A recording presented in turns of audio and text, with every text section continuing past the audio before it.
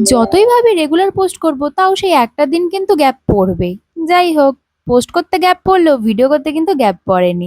So hey everyone, good morning, welcome to my খুঁটিনাটি blog day 5। তো সকালবেলা উঠে আগে গুবলুকে কিছু খেতে দিয়ে নিলাম, তারপর নিজেও তাড়াতাড়ি খাওয়া দাওয়া করে নিচ্ছি, কারণ আজকে আমি যাব পড়তে। আর এইদিকে আমার বান্ধবী অলরেডি বাড়ি থেকে বেরিয়ে গেছে, আর আমার এদিকে সাজুগুজু শেষই হচ্ছে না।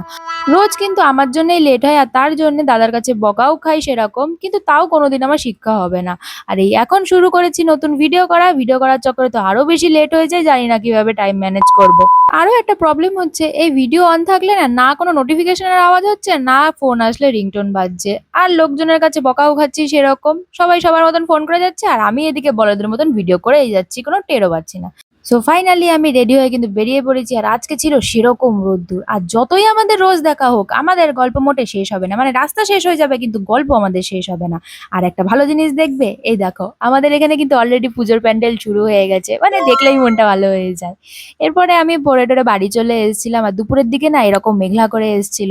দুপুরের টাইমটা মেঘলা করে থাকলে বেশ ভালোই লাগে, মানে ঘুমটা আর কি ভালো হয়।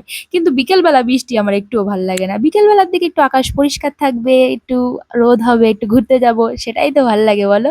ভগবান কিন্তু আমার কথাটা শুনে নিয়েছিল। যাই হোক, বিকেল হতে না হতে একদম ঝলমল করে রোদ বেরিয়ে গেছিল, আর আমি রেডি হয়ে একটু সময় নষ্ট না করে ঘুরতে বেরিয়ে পড়েছি। এত সুন্দর ওয়েদার থাকলে আমি তো বাড়িতে থাকতেই পারি না, সে আমি কোথাও না কোথাও বেরিয়েই পড়ি। আর ঘুরতে যাওয়া বলতে তো এই আশেপাশে একটু ঘুরবো ফিরবো, চা খাবো, খাওয়া দাওয়া করবো, ব্যাস এইটুকুই তো চাইছি, এর তো বেশি কিছু চাইছি না বলো।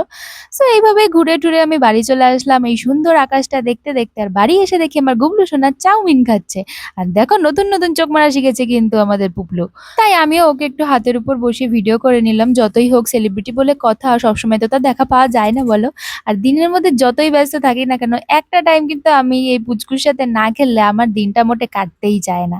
এরপর আমার কিছু ভিডিও শুট করার ছিল, সেইগুলোই শুট করছিলাম। তোমরা ভিডিওটা অলরেডি দেখেছো, আরো নতুন নতুন ভিডিও আসতে চলেছে।